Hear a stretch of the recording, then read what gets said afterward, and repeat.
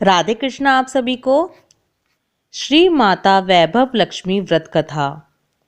माता वैभव लक्ष्मी व्रत के नियम और विधि आपको मैं अपनी पहली वीडियो में बता चुकी हूँ, जिसका लिंक मैंने डिस्क्रिप्शन में दिया है। आप एक बार वो वीडियो भी ज़रूर देखें।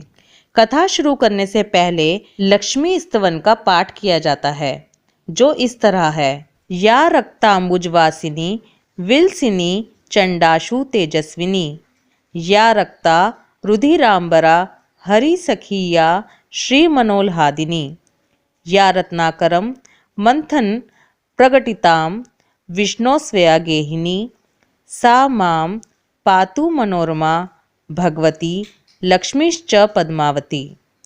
अर्थात जो लाल कमल में रहती हैं, जो अपूर्व कांति वाली हैं, जो असह्य तेज वाली हैं, जो पूर्ण रूप से लाल हैं, जिसने रक्त रूप वस्त्र पहने हैं, जो भगवान विष्णु को अति प्रिय हैं, जो लक्ष्मी मन को आनंद देती हैं, जो समुद्र मंथन से प्रकट हुई हैं, जो विष्णु भगवान की पत्नी हैं, जो कमल से जन्मी हैं और जो अतिशय पूज्य हैं, वैसे हे लक्ष्मी देवी आप मेरी रक्षा करें। कथा इस प्रकार है। एक बड़ा शहर था। इस शहर में लाखों लोग रहते थे। पहले के जमाने के लोग साथ साथ रहते थे और एक दूसरे के काम आते थे, पर नए जमाने के लोगों का स्वरूप ही अलग सा है। सब अपने अपने काम में रत रहते हैं, किसी को किसी की परवाह नहीं।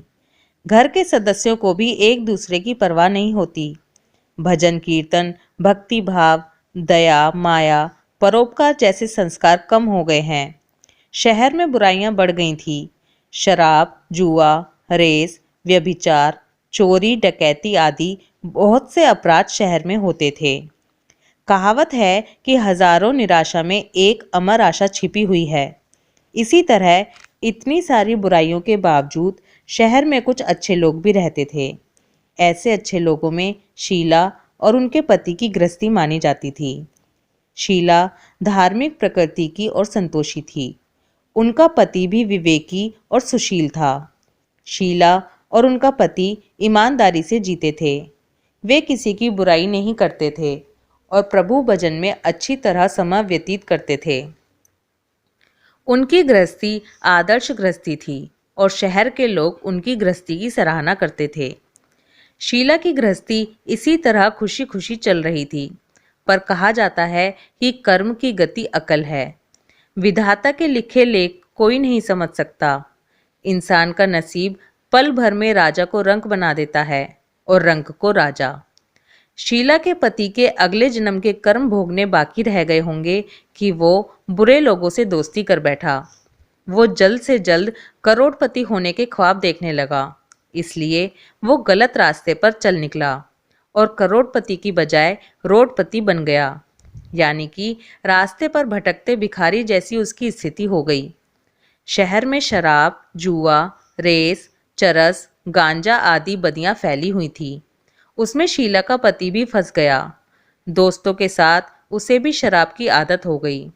जल्द से जल्द पैसे वाला बनने की लालच में दोस्तों के साथ रेस, जुआ भी खेलने लगा।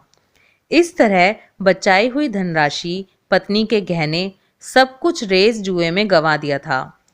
समय के परिवर्तन के साथ घर में दरिद्रता और भुखमरी फैल गई। सुख से खाने के बजाय 2 वक्त के भोजन के लाले पड़ गए और शीला को पति की गालियां खाने का वक्त आ गया था। शीला सुशील और संस्कारी स्त्री थी। उसको पति के बर्ताव से बहुत दुख हुआ, किंतु वह भगवान पर भरोसा करके बड़ा दिल रखकर दुख सहने लगी। कहा जाता है कि सुख के पीछे दुख और दुख के पीछे सुख आता ही है, इसलिए दुख के बाद सुख आएगा ही, ऐसी श्रद्धा के साथ शीला प्रभु भक्ति में लीन रहने लगी। इस तरह शीला असह्य दुख सहते सहते प्रभु भक्ति में वक्त बिताने लगी। अचानक एक दिन दोपहर में उनके द्वार पर किसी ने दस्तक दी। शीला सोच में पड़ गई कि मुझ जैसे गरीब के घर इस वक्त कौन आया होगा।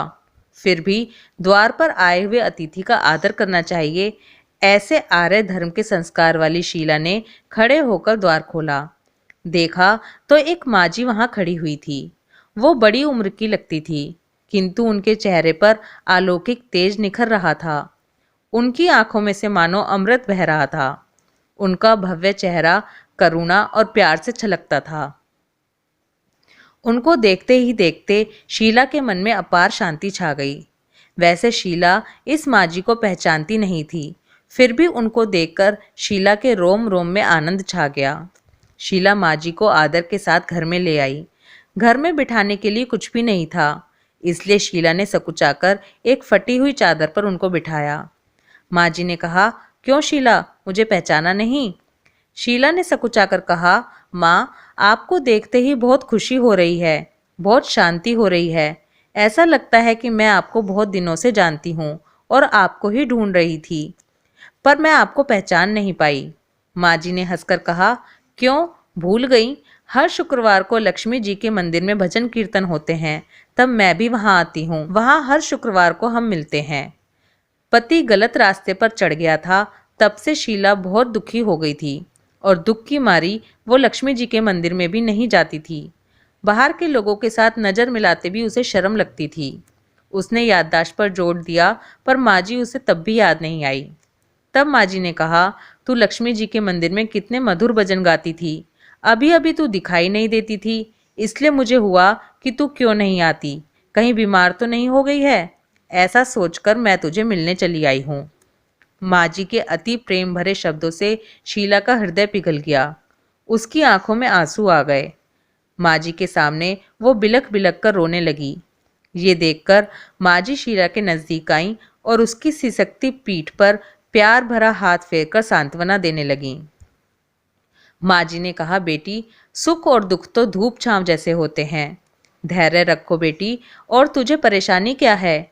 तेरे दुख की बात मुझे सुना, तेरा मन हल्का हो जाएगा और तेरे दुख का उपाय भी मिल जाएगा।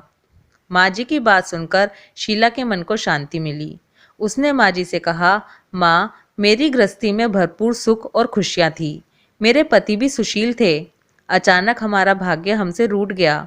मेरे पति बुरी संगति में फंस गए और बुरी आदतों के शिकारी हो गए। कुछ गवा बैठे हैं, हम रास्ते के भिखारी जैसे बन गए हैं। ये सुनकर माजी ने कहा, ऐसा कहा जाता है कि कर्म की गति न्यारी होती है। हर इंसान को अपने कर्म भुगतने ही पड़ते हैं, इसलिए तू चिंता मत कर। अब तू कर्म भुगत चुकी है, अब तुम्हारे सुख के दिन अवश्य आएंगे। तू तो माँ लक्ष्मी जी की भक्त है। माँ लक्ष्मी जी तो प्रेम और करुणा की अवतार हैं। वे अपने भक्तों पर हमेशा ममता रखती हैं। इसलिए तू धैर्य रखकर माँ लक्ष्मी जी के व्रत कर, इससे सब कुछ ठीक हो जाएगा। माँ लक्ष्मी जी का व्रत करने की बात सुनकर शीला के चेहरे पर चमक आ गई। उसने पूछा, माँ, लक्ष्मी जी का व्रत कैसे किया जाता है, वह मुझे समझाइए, मैं ये व्रत अवश्य करूँगी। माँ जी ने कहा, बेटी, माँ लक्ष्मी जी का व्रत बहुत ही सरल है। उसे वरद लक्ष्मी व्रत या वैभव लक्ष्मी व्रत भी कहा जाता है। यह व्रत करने वाले की सब मनोकामना पूर्ण होती हैं। वह सुख, संपत्ति और यश प्राप्त करता है। ऐसा कहकर माँ जी वैभव लक्ष्मी व्रत की विधि कहने लगी। वो बोली, बेटी, वैभव लक्ष्मी व्रत वैसे तो सीधा साधा व्रत है, किंतु कई लोग यह गलत तरीके से करते हैं और उन्हें उसका फल नहीं मिलता। कई लोग कहते हैं कि सोने के गहने की हल्दी कुमकुम से पूजा करो, बस हो गया व्रत, पर ऐसा नहीं है। कोई भी व्रत शास्त्रीय विधि से करना चाहिए, तभी उसका फल मिलता है। सच्ची बात यह है कि सोने के गहनों का विधि से पूजन करना चाहिए। व्रत की उद्यापन विधि भी शास्त्रीय विधि से करनी चाहिए। ये व्रत शुक्रवार को करना चाहिए। सुबह स्नान करके स्वच्छ कपड़े पहनो और सारा दिन जय माँ लक्ष्मी का रटन करते रहो। किसी की चुगली नहीं करनी चाहिए। शाम को पूर्व दिशा में मुंह करके आसन पर बैठ जाओ। सामने पाटा रखकर उस पर रुमाल रखो। रुमाल पर चावल का छोटा सा ढेर करो। उस ढेर पर पानी से भरा तांबे का कलश रखकर कलश पर एक कटोरी रखो। उस कटोरी में एक सोने का गहना रखो। सोने का ना हो तो चांदी का भी रख सकते हो। चांदी का ना हो तो नगद रुपया भी चलेगा। बाद में घी का दीपक जलाकर अगरबत्ती सुलगाकर रखो। माँ लक्ष्मी जी के बहुत स्वरूप हैं और माँ लक्ष्मी जी को श्री यंत्र अति प्रिय है। इसलिए वैभव लक्ष्मी में पूजन विधि करते वक्त सबसे पहले श्री यंत्र और लक्ष्मी जी के विविध स्वरूपों का सच्चे दिल से दर्शन करो। उसके बाद लक्ष्मी स्तवन का पाठ करो। बाद में कटोरी में रखे हुए गहने या रुपए को हल्दी, कुमकुम और चावल चढ़ाकर पूजा करो और लाल रंग का फूल चढ़ाओ। शाम को कोई मीठी चीज़ बनाकर उसका प्रसाद रखो। ना हो सके तो शक्कर या गुड़ भी चल सकता है।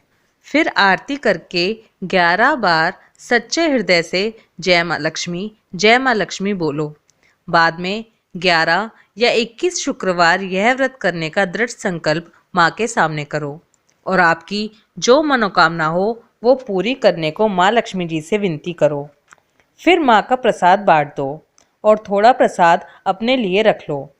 अगर आप में शक्ति हो तो सारा दिन उपवास रखो और सिर्फ प्रसाद खाकर शुक्रवार का व्रत करो। शक्ति ना हो तो एक बार शाम को प्रसाद ग्रहण करते समय खाना खा लो। अगर थोड़ी शक्ति भी ना हो तो 2 बार भोजन कर सकते हो। बाद में कटोरी में रखा गहना या रुपया ले लो। कलश का पानी तुलसी की क्यारी में डाल दो और चावल पक्षियों को डाल दो। इसी तरह शास्त्रीय विधि से व्रत करने से उसका फल अवश्य मिलता है। इस व्रत के प्रभाव से सब प्रकार की विपत्ति दूर होकर आदमी मालामाल हो जाता है। संतान ना हो तो संतान प्राप्ति होती है।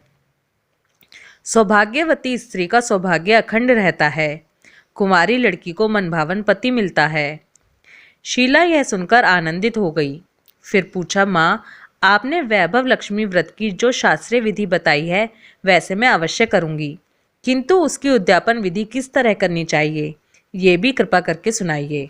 माँ जी ने कहा, 11 या 21 जो मन्नत मानी हो उतने शुक्रवार यह वैभव लक्ष्मी व्रत पूरी श्रद्धा और भावना से करना चाहिए। व्रत के आखिरी शुक्रवार को खीर का नैवेद्य रखो। पूजन विधि हर शुक्रवार को करते हैं वैसे ही करनी चाहिए। पूजन विधि के बाद श्रीफल फोड़ो और कम से कम 7 कुंवारी या सौभाग्यशाली स्त्रियों को कुमकुम का तिलक करके वैभव लक्ष्मी व्रत की एक एक पुस्तक उपहार में देनी चाहिए और सबको खीर का प्रसाद देना चाहिए। फिर धन लक्ष्मी स्वरूप वैभव लक्ष्मी स्वरूप माँ लक्ष्मी जी की छवि को प्रणाम करें। माँ लक्ष्मी जी का यह स्वरूप वैभव देने वाला है। प्रणाम करके मन ही मन भावुकता से माँ की प्रार्थना करते वक्त कहें कि हे माँ धन लक्ष्मी, हे माँ वैभव लक्ष्मी, मैंने सच्चे हृदय से आपका व्रत पूर्ण किया है, तो हे माँ हमारी मनोकामना पूर्ण कीजिए, हमारा सबका कल्याण कीजिए। जिसे संतान ना हो उसे संतान देना, सौभाग्यशाली स्त्री का सौभाग्य अखंड रखना, कुंवारी लड़की को मनभावन पति देना। आपका यह चमत्कारी वैभव लक्ष्मी व्रत जो भी करे उसकी सब विपत्ति दूर करना, सबको सुखी करना। हे माँ, आपकी महिमा अपरंपार है। माँ जी के पास से वैभव लक्ष्मी व्रत की शास्त्रीय विधि सुनकर शीला भाव विभोर हो उठी। उसे लगा मानो सुख का रास्ता मिल गया। उसने आंखें बंद करके मन ही मन उसी क्षण संकल्प लिया कि हे वैभव लक्ष्मी माँ, मैं भी माँ जी के कहे अनुसार श्रद्धापूर्वक शास्त्रीय विधि से वैभव लक्ष्मी व्रत 21 शुक्रवार तक करूंगी और व्रत की शास्त्रीय रीति के अनुसार उद्यापन भी करूंगी। शीला ने संकल्प करके आंखें खोली तो सामने कोई ना था। वह विस्मित हो गई कि माँ जी कहाँ चली गईं। यह माँ जी कोई दूसरी नहीं, साक्षात लक्ष्मी जी ही थी। शीला लक्ष्मी जी की भक्त थी, इसलिए अपने भक्त को रास्ता दिखाने के लिए माँ लक्ष्मी देवी माँ जी का स्वरूप धारण करके शीला के पास आई थी। दूसरे दिन शुक्रवार था। प्रातःकाल स्नान करके स्वच्छ कपड़े पहनकर शीला मन ही मन श्रद्धा और पूरे भाव से जय माँ लक्ष्मी का मन ही मन रटन करने लगी। सारा दिन किसी की चुगली नहीं की। शाम हुई तब हाथ पांव मुंह धोकर शीला पूर्व दिशा में मुंह करके बैठी। घर में पहले तो सोने के बहुत से गहने थे, पर पति ने गलत रास्ते पर चलकर सब गिरवी रख दिए। पर नाक की कील बच गई थी। नाक की कील निकालकर उसे धोकर शीला ने कटोरी में रख दिया। सामने पाटे पर रुमाल रखकर मुट्ठी भर चावल का ढेर किया। उस पर तांबे का कलश पानी भरकर रखा। उसके ऊपर कील वाली कटोरी रखी। फिर विधि पूर्वक वंदन, स्तवन, पूजन वगैरह किया और घर में थोड़ी शक्कर थी वो प्रसाद में रखकर वैभव लक्ष्मी व्रत किया। यह प्रसाद पहले पति को खिलाया। प्रसाद खाते ही पति के स्वभाव में फर्क पड़ गया। उस दिन उसने शीला को मारा नहीं, सताया भी नहीं। शीला को बहुत ही आनंद हुआ।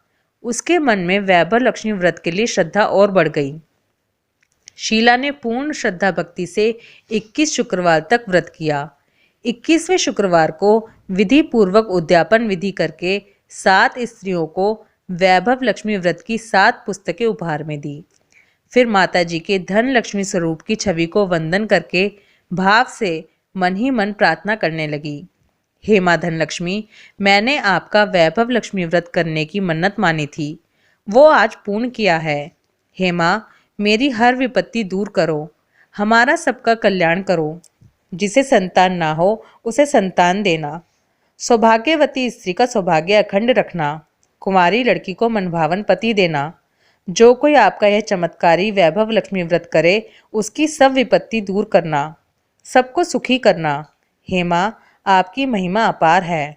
ऐसा बोलकर लक्ष्मी जी के धन लक्ष्मी स्वरूप की छवि को प्रणाम किया। इस तरह शास्त्रीय विधि से शीला ने श्रद्धा से व्रत किया और तुरंत ही उसे फल मिला। उसका पति सही रास्ते पर चल निकला और अच्छा आदमी बन गया। कड़ी मेहनत से व्यवसाय करने लगा। धीरे धीरे समय परिवर्तित हुआ और उसने शीला के गिरवी रखे गहने छुड़ा लिए। घर में धन की बाढ़ सी आ गई। घर में पहले जैसी सुख शांति छा गई। वैभव लक्ष्मी व्रत का प्रभाव देखकर मोहल्ले की दूसरी स्त्रियां भी शास्त्रीय विधि से वैभव लक्ष्मी का व्रत करने लगी। हे माँ धन लक्ष्मी, आप जैसे शीला पर प्रसन्न हुई, उसी तरह आपका व्रत करने वाले सब पर प्रसन्न होना, सबको सुख शांति देना।